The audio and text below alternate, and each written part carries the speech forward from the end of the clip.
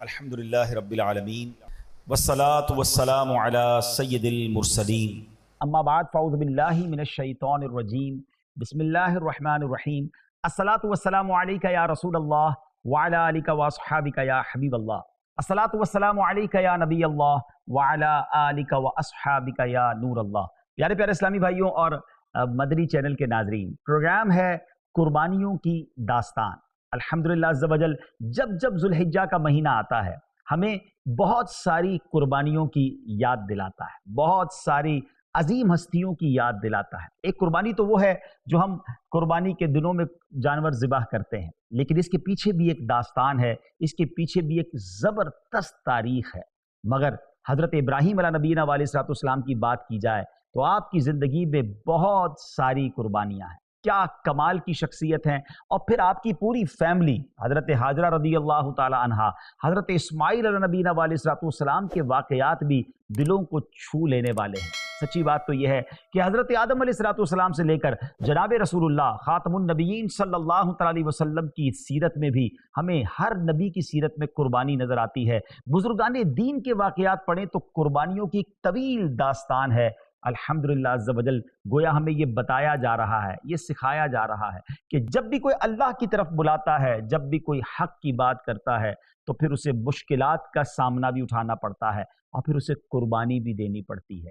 آئیے ناظرین، پروگرام شروع کر رہے ہیں جس کا نام ہے قربانیوں کی داستان، اور اس میں انشاءاللہ حضرت ابراہیم علیہ نبینا علیہ السلام کی سیرت اور پھر آپ نے کب کہاں کیسے قربانیاں دی، یہ ایک ایسے واقعات ہیں جو ہمیں بہت کچھ سکھاتے چلے جائیں گے۔ قرآنی واقعات ہوں گے، قرآن کی آیات بھی پڑھیں گے اور سنیں گے اور اس کے ذریعے بھی کچھ سمجھیں گے۔ میں چاہوں گا کہ آپ بھی، اور خاص طور پہ اپنے بچوں کو، اپنے فیملی ممبرز کو یہ پروگرام آپ نے دکھانا ہے، تاکہ جو بقرعید کے دنوں میں ہم قربانی کرتے ہیں، آج کل تو اس قربانی کو ایک فیسٹیول بنا دیا گیا ہے، لوگ جانور خریدتے ہیں، اس کے ساتھ گھومتے پھرتے ہیں، اسے چارہ کھلاتے ہیں اور اسے وقت آنے پر قربان کر دیتے ہیں۔ یقیناً صاحب استطاعت پر قربانی واجب ہے اور یہ واجب ضرور ادا کرنا چاہیے، مگر کیا ہی اچھا ہو کہ جب ہم قربانی کریں تو ہم اور ہمارے بچوں کو حضرت ابراہیم علیہ السلام، حضرت اسماعیل علیہ السلام کی وہ قربانیاں یاد آئیں اور ہم یاد کریں کہ وہ کیسی عظیم قربانی تھی۔ آج تو ہم جانور قربان کرتے ہیں اور پھر اس کا گوشت بھی خود ہی انجوائے کرتے ہیں، رشتہ داروں کو کھلاتے ہیں، لیکن کیا ہمیں معلوم ہے کہ ایک وقت تھا، ایک قربانی مانگی گئی تھی اور وہ اپنے چہیتے بیٹے کی قربانی ان سے مانگی گئی تھی۔ تو انشاءاللہ وہ واقعہ بھی اور بھی بہت سارے قربانی کے واقعات، حضرت ابراہیم علیہ السلام کی سیرت انشاءاللہ اس پروگرام میں ہم سنتے چلے جائیں گے۔ آئیے اپنے پروگرام کا آغاز درود پاک کی ایک بہت ہی خوبصورت فضیلت پر کرتے ہیں اور حدیث پاک سنتے ہیں۔ حضور نبی رحمت شفیع امت صلی اللہ تعالی علیہ وسلم کا فرمان دل نشین ہے، جس نے مجھ پر ایک بار درود پاک پڑھا اللہ پاک اس پر 10 رحمتیں نازل فرماتا ہے، اور جو مجھ پر 10 مرتبہ درود پاک پڑھے اللہ پاک اس پر 100 رحمتیں نازل فرماتا ہے، اور جو مجھ پر 100 مرتبہ درود پاک پڑھے اللہ پاک اس کی دونوں آنکھوں کے درمیان لکھ دیتا ہے کہ یہ بندہ نفاق اور جہنم کی آگ سے آزاد ہے اور بروز قیامت اسے شہداء کے ساتھ رکھے گا۔ ناظرین ذرا غور کیجئے کہ 100 بار درود پاک پڑھنے میں وقت ہی کتنا لگتا ہے۔ الصلاۃ والسلام علیک یا رسول اللہ، یہ بھی درود پاک ہے۔ صلی اللہ تعالی علی محمد صلی اللہ علیہ وسلم، یہ بھی درود پاک ہے۔ مجھے بتائیے اتنا مختصر درود پاک اگر کوئی پڑھتا ہے اور 100 بار پڑھتا ہے تو شاید 10-12 منٹ 15 منٹ میں آپ کے 100 درود پاک ہو جائیں گے، مگر سوچئے تو صحیح انعام کتنا بڑا ہے کہ حدیث پاک میں فرمایا کہ اس کی دونوں آنکھوں کے درمیان لکھ دیا جاتا ہے کہ یہ نفاق اور جہنم کی آگ سے آزاد ہے اور بروز قیامت اسے شہداء کے ساتھ رکھا جائے گا۔ آئیے میں بھی نیت کروں اور آپ بھی نیت کر لیں کہ روزانہ کثرت کے ساتھ درود پاک پڑھیں گے، مل کر محبت کے ساتھ درود پاک پڑھ لیں۔ صلو علی الحبیب صلی اللہ تعالی علی محمد صلی اللہ علیہ وسلم۔ حضرت ابراہیم علیہ نبینا علیہ السلام، one of the historical personality in the history of universe, جی ہاں، کائنات کی عظیم ترین ہستیوں میں آپ کا شمار ہوتا ہے۔ آپ وہ عظیم ہستی ہیں ناظرین کہ جن کا ادب تمام آسمانی مذاہب میں ہے، جن کا ذکر تقریباً تمام ہی آسمانی کتابوں میں ہے۔ کیا عظیم ہستی ہیں، آئیے ان کا کچھ پہلے تعارف سنتے ہیں۔ آپ کا اسم گرامی ابراہیم بن تارخ ہے۔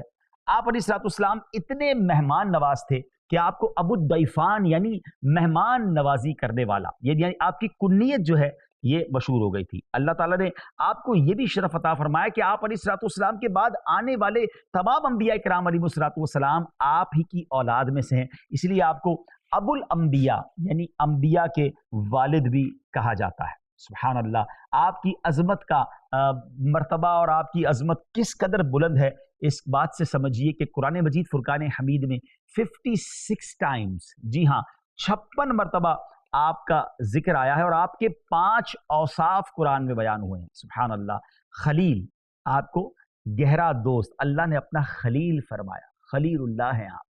پھر حلیم یعنی بہت تحمل کرنے والا، اواہ یعنی بہت آہیں بھرنے والا، منیب یعنی بہت رجوع کرنے والا، اور جو 5واں وصف آپ کا بیان ہوا صدیق یعنی ہمیشہ سچ بولنے والا۔ آپ علیہ الصلوۃ والسلام کی ولادت سرزمین اہواز کے مقام سوس میں ہوئی، اور پھر آپ کے والد آپ کو بابل یعنی ملک کے نمرود میں لے آئے، جس ملک میں نمرود کی حکومت تھی۔ اللہ پاک علیہ الصلوۃ والسلام نے آپ کو حکمت و دانائی سے سرفراز فرمایا، اور آپ کو زمین و آسمان کی تمام اشیاء کا مشاہدہ بھی کروایا۔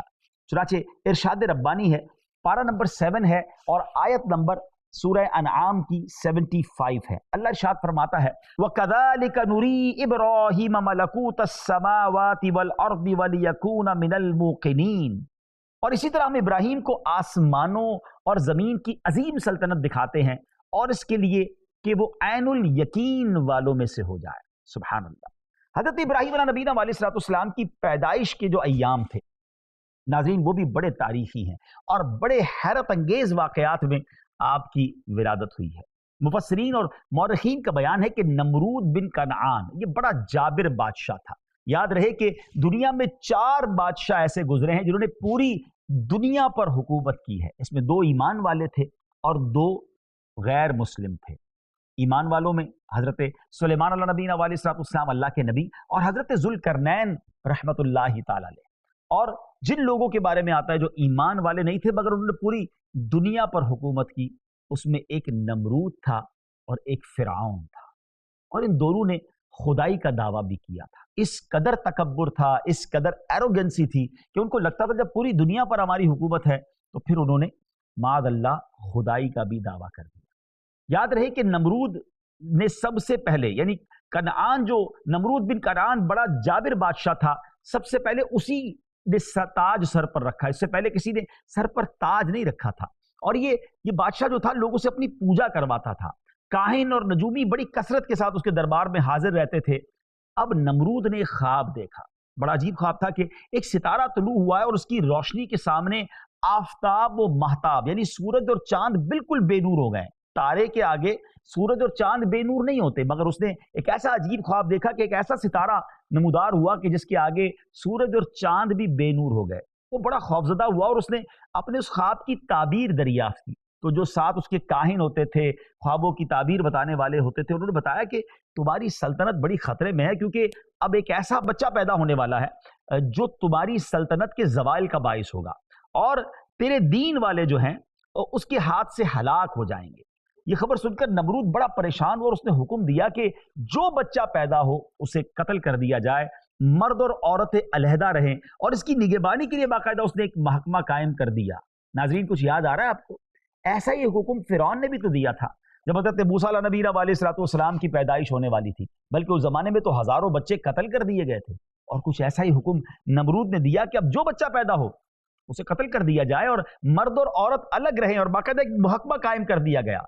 مگر جو تقدیرات الہی میں ہوتا ہے اسے کون ٹال سکتا ہے؟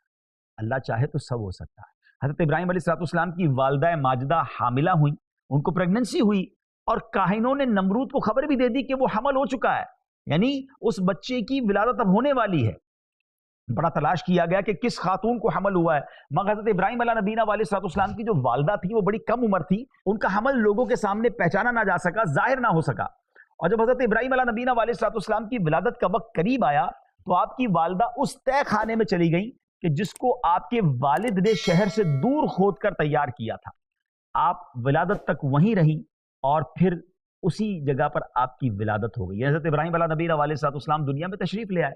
اب ہوا یہ کہ پتھروں سے اس طے خانے کا دروازہ بند کر دیا جاتا، حضرت ابراہیم کی والدہ روز جاتی تھی بچے کو وہاں دودھ پلا کر آتی تھی، اور لیکن جب وہ وہاں دودھ پلانے جاتی تھی تو ایک عجیب منظر دیکھتی تھی کہ چھوٹا بچہ ہے مگر اپنی انگلی کو چوس رہا ہے اور اس انگلی کے کنارے سے دودھ برآمد ہو رہا ہے۔ اللہ اکبر! یعنی بچپن ہی سے آپ کی خوراک کا، آپ کی پرورش کا کیا شاندار انتظام کیا گیا۔ ناظرین، ایک طرف تو پلان یہ تھا کہ تمام بچوں کو مار دیا جائے، مگر جسے اللہ رکھے اسے کون چکھے۔ یہاں ہمیں ایک اور بات بھی سیکھنے کو مل رہی ہے، ظالم چاہے کچھ بھی کر لے، زمانہ چاہے کسی کو مٹانے کے لیے کچھ بھی پلان کر لے، مگر وہی ہوتا ہے جو منظور خدا ہوتا ہے۔ بعض اوقات لوگ سمجھتے ہیں کہ اتنے لوگ میرے خلاف ہو گئے، اتنے لوگ میرے خلاف بات کر رہے ہیں، اگر آپ حق پر ہیں نا، دین کا کام کر رہے ہیں یا اچھی کوئی بات کر رہے ہیں اور اس کی وجہ سے ریٹیلیشن ہو رہی ہے، اس کی وجہ سے جناب آپ کے بارے میں کوئی باتیں ہو رہی ہیں، تو گھبرائیے نہیں۔ یہ معاملہ تو شروع سے جاری ہے، حق کی بات کرنے والوں کی مخالفت ہوتی ہے، اور یاد رکھیے سارا زمانہ مل کر کسی کے پیچھے پڑ جائے اور اسے ذلیل کرنا چاہے، مگر جس کے نصیب میں رب نے عزت لکھی ہے نا، اس سے عزت مل کر رہی۔ کوئی کسی کو مٹانا چاہے، اگر رب نے بچانا ہے نا تو کوئی مٹا نہیں سکتا۔ تو ان معاملات میں گھبرایا نہ کریں، اللہ پر بھروسہ رکھیں، اور یہ انبیاء کرام علیہ الصلوۃ والسلام کے واقعات ہمیں بڑا دلاسا دیتے ہیں۔ اب دیکھیں نا کہ بچہ پیدا ہی نہیں ہونے دینا، پیدا ہو جائے تو قتل کر دینا ہے، مگر اللہ کریم نے کیسا انتظام کیا کہ حضرت ابراہیم کو پیدا بھی آپ ہو گئے، اور آپ کی غذا کا انتظام کیسے ہوا کہ آپ کی انگلی کے کنارے سے ہی آپ کو دودھ مل رہا ہے۔ سبحان اللہ! حضرت ابراہیم علیہ الصلوۃ والسلام بہت ہی اعلیٰ عمدہ اوصاف کے مالک تھے۔ ذرا چند اوصاف، چند آپ کی زندگی کی خوبصورت عادتیں سنیے تاکہ مزید ایمان تازہ ہو۔ آپ علیہ الصلوۃ والسلام عبادت کی ادائیگی میں ممتاز مقام رکھتے تھے، چنانچہ آپ علیہ الصلوۃ والسلام بڑی رغبت کے ساتھ نماز ادا فرماتے اور اس پر غمگین ہوتے کہ دوسرے لوگ عبادت سے غافل کیوں ہیں۔ حضرت کعب رضی اللہ عنہ فرماتے کہ ایک بار حضرت ابراہیم علیہ الصلوۃ والسلام نے عرض کی، اے میرے رب، مجھے یہ بات بڑی غمزدہ کرتی ہے کہ میں زمین میں اپنے علاوہ کسی اور کو تیری عبادت کرتا نہ دیکھوں۔ اس پر اللہ تعالیٰ نے فرشتے بھیج دیے جو آپ کے ساتھ نماز پڑھتے اور آپ کے ہمراہ رہتے تھے۔ اللہ اکبر! دو بڑی کمال کی باتیں ناظرین، کہ نماز سے محبت کتنی ہے اور مقام کتنا اعلیٰ ہے کہ اب آپ کے ساتھ نماز پڑھنے کے لیے فرشتے بھیج دیے گئے۔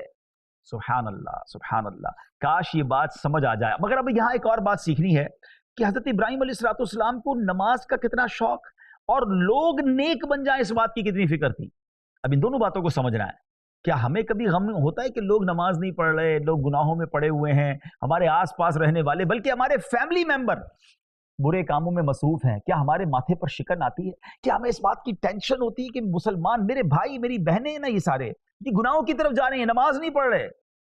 اللہ کرے کہ یہ جذبہ دل میں بیدار ہو جائے اور ہم خود نیکی کی دعوت دینے والے بنے، برائی سے روکنے والے بنے۔ یہ مسلمانوں پر اہم فریضہ ہے، امر بالمعروف و نہی عن المنکر۔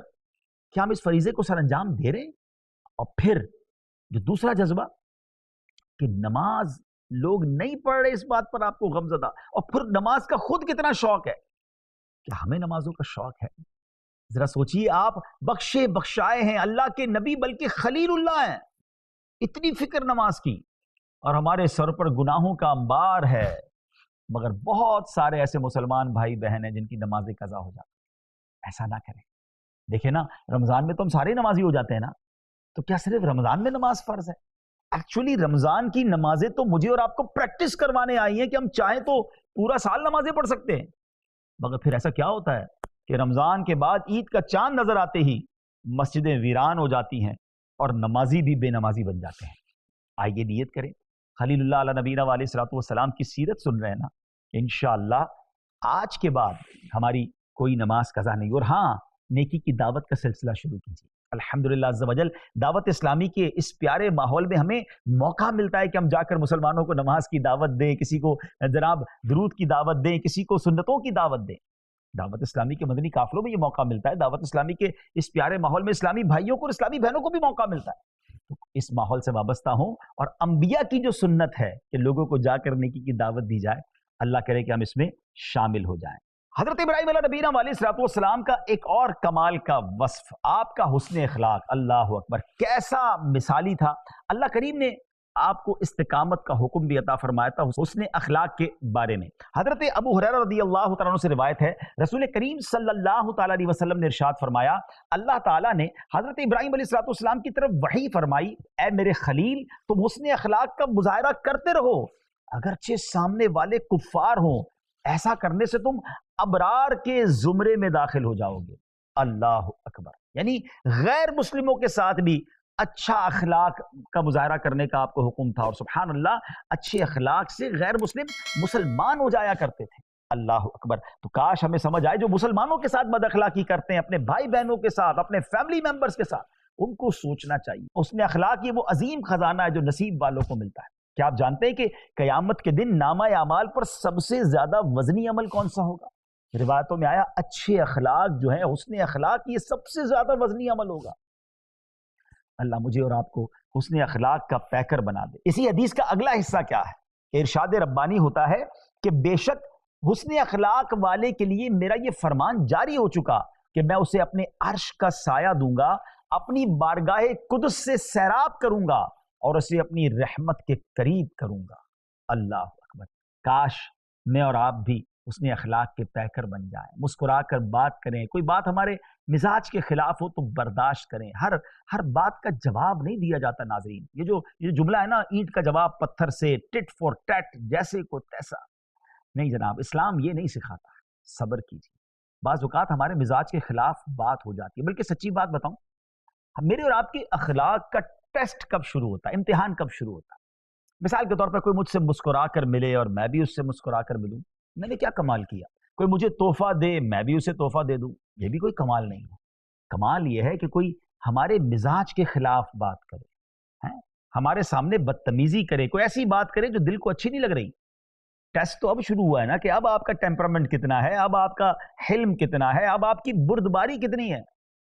اس موقع پر تو بڑے بڑوں کو بگڑتے دیکھا نہیں جناب۔ اور حضرت ابراہیم علیہ السلام کے حسن اخلاق کی برکت سے ہم جو ہے وہ حسن اخلاق کے پیکر بن جائیں۔ آپ کا ایک اور کمال کا وصف ناظرین، میں اگر یہ کہوں کہ یہ آپ کی اسپیشلٹی ہے کہ جو توکل آپ کے اندر تھا نا، اللہ اکبر، سچی بات یہ کسی کو توکل سیکھنا ہونا اور تسلیم و رضا سیکھنا ہو کہ اللہ کے حکم پر راضی کیسے رہنا ہے، حضرت ابراہیم علیہ السلام کی سیرت کا مطالعہ کرے۔ حضرت ابراہیم علیہ السلام کی سیرت میں کیسا توکل تھا کہ حکم خداوندی پر اپنے بیٹے حضرت اسماعیل علیہ السلام کو ذبح کرنے کے لیے تیار ہو جانا، حکم خداوندی پر اپنی زوجہ بی بی ہاجرہ رضی اللہ تعالیٰ عنہ اور چھوٹی سی عمر کے بیٹے کو دشت و بیابان میں جا کر چھوڑ آنا، کیسا تسلیم و رضا کے مرتبے کا اظہار تھا۔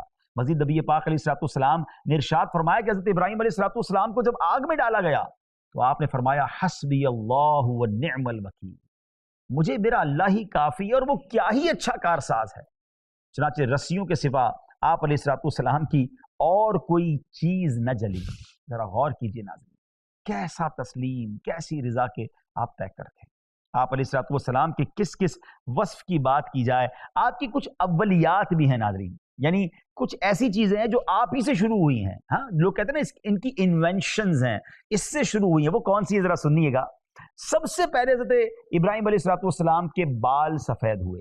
سب سے پہلے آپ علیہ السلام نے سفید بالوں پر مہندی اور قطم یعنی نیل کے پتوں کا خضاب لگایا۔ سب سے پہلے آپ علیہ السلام نے ہی سلا ہوا پجامہ پہنا۔ سب سے پہلے آپ علیہ السلام نے ہی منبر پر خطبہ پڑھا۔ آپ علیہ السلام نے سب سے پہلے راہ خدا میں جہاد کیا۔ سب سے پہلے آپ علیہ السلام نے اہتمام کے ساتھ مہمان نوازی شروع کی۔ سب سے پہلے آپ علیہ السلام نے ہی سرید تیار کیا۔ یہ سرید شوربے میں جو بھگوئی ہوئی روٹی ہوتی ہے اس کو کہا جاتا ہے۔ سبحان اللہ۔ سب سے پہلے ہی آپ علیہ السلام ملاقات کے وقت لوگوں سے گلے ملے۔ یہ جو معانقہ ہم کرتے ہیں نا، یہ بھی یوں سمجھے سب سے پہلے حضرت ابراہیم علیہ السلام نے ہی کیا۔ ایک اور خوبصورت بات حضرت ابراہیم علیہ السلام کے بارے میں عرض کرتا چلوں کہ نبی پاک علیہ السلام کے بعد کائنات میں جو سب سے افضل ہستی ہیں وہ حضرت ابراہیم علیہ نبی علیہ السلام ہے۔ اور سبحان اللہ، آپ کا ایک اور کمال یہ تھا کہ آپ کی شکل مبارک جو تھی وہ سرکار دو عالم علیہ السلام سے بہت مشابہ تھی۔ خود نبی پاک علیہ السلام یہ فرمایا کرتے کہ جس کو حضرت ابراہیم علیہ السلام کا دیدار کرنا ہے وہ مجھے دیکھ لے۔ سبحان اللہ، یعنی میرے آقا علیہ السلام سے اس قدر آپ کی مشابہ تھی۔ کتنی عظیم ہستی ہیں آپ علیہ السلام کا ایک اور کمال کا وصف، آپ انتہائی سخی اور بڑے مہمان نواز تھے۔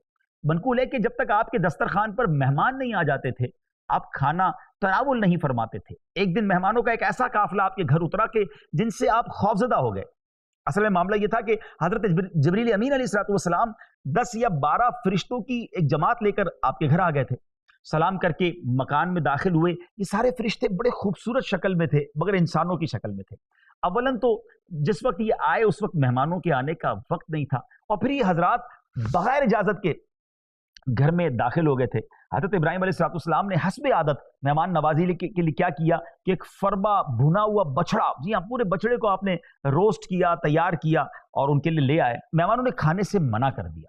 تو حضرت ابراہیم علیہ السلام نے ان اداؤں کی وجہ سے آپ کو خدشہ گزرا کہ شاید یہ لوگ دشمن ہیں، کہ زمانے میں دشمن بھی اس زمانے میں دشمن بھی جس کے گھر میں دشمنی کے لیے جاتا تھا کچھ کھاتا پیتا نہیں تھا.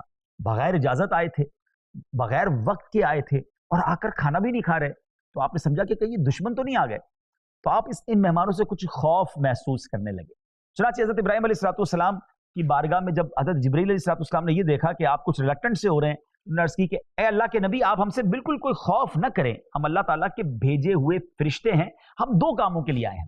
پہلا مقصد تو یہ کہ آپ کو یہ بشارت سنانے آئے ہیں کہ آپ کو اللہ تعالیٰ ایک علم والا فرزند عطا فرمائے گا، اور دوسرا کام یہ کہ ہم حضرت لوط علیہ السلام کی قوم پر عذاب لے کر آئے ہیں.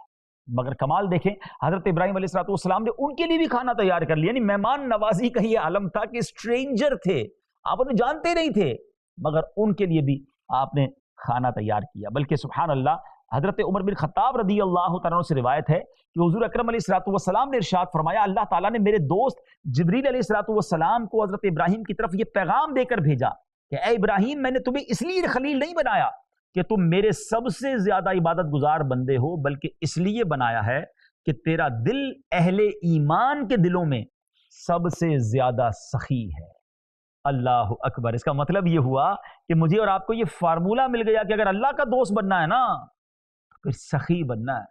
کنجوس اور بخیل رب کے قریب نہیں ہوتا. بلکہ ناظرین، میں آپ کو ایک حدیث سناتا ہوں. اگر اللہ کے قریب ہونا ہے نا، کچھ لوگ چاہتے ہیں، بلکہ ہر مسلمان کو چاہیے کہ اللہ کے قریب ہو جائے. حدیث پاک میں آتا ہے جس کا مضمون ہے کہ جو سخی ہوتا ہے نا وہ 3 چیزوں کے قریب ہوتا ہے اور ایک چیز کے دور ہوتا ہے.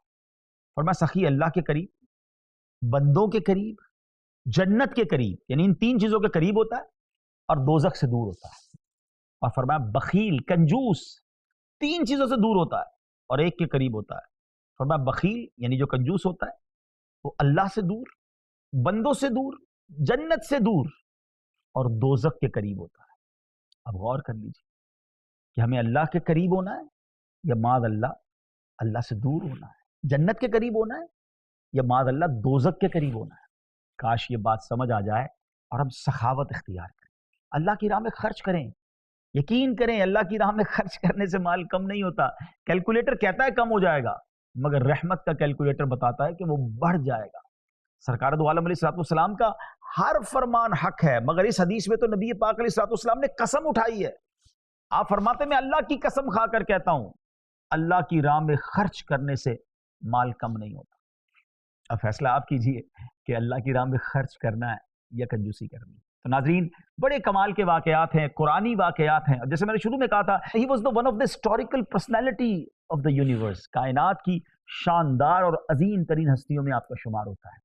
قربانی کی داستان پروگرام جاری ہے. اگلے پروگرام میں مزید ان کی زندگی کے احوال بھی جانیں گے اور مزید کیسے کیسے آپ نے یوں سمجھیے کہ قربانی کی داستانیں رقم کی ہیں وہ بھی جانیں گے.